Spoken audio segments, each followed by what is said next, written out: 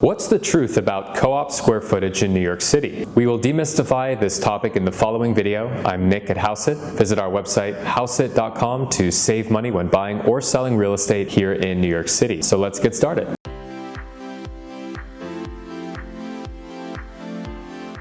Co-op square footage in New York City is a controversial topic for buyers, sellers, and brokers.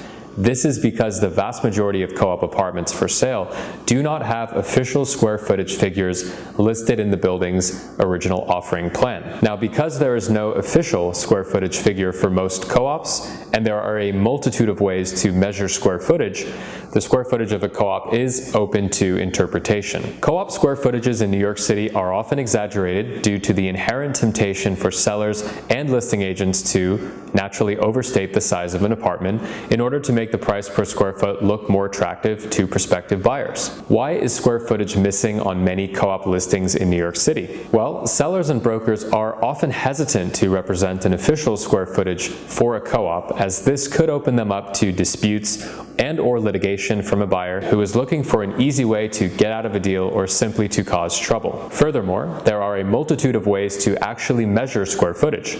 For example, square footage can be measured from interior to interior walls, exterior to exterior walls, interior to exterior, or some combination of these methods. On the other hand, there are plenty of sellers and listing agents who choose to list square footage simply because it's a helpful metric for prospective buyers, although it's an approximation. Furthermore, many buyers appreciate having some sort of rough approximation for square footage so they can efficiently sort through available listings and determine which may be a good fit. Most co-op listing agents who disclose square footage will include a disclaimer in the listing description or on the floor plan itself. If you're buying a co-op in New York City, it's important to do your homework and fact check the square footage figure on the listing you're thinking of submitting an offer on. Now, the easiest way to ballpark square footage is simply to sum up the room dimensions, which are typically measured from interior wall to interior wall. These dimensions are usually quite accurate. It's also a good idea to find other similarly priced co-op listings online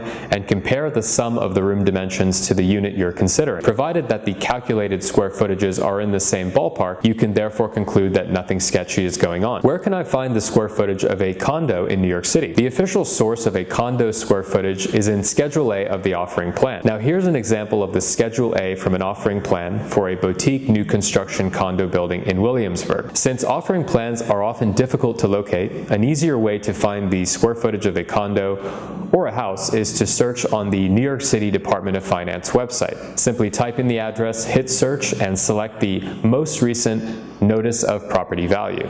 For a condo, this document will contain the gross residential square footage, which is typically the same as what's listed on Schedule A in the offering plan. We hope you found this video helpful. I'm Nick at Hauseit. Visit our website hauseit.com to learn about ways to save money when buying or selling real estate here in New York City.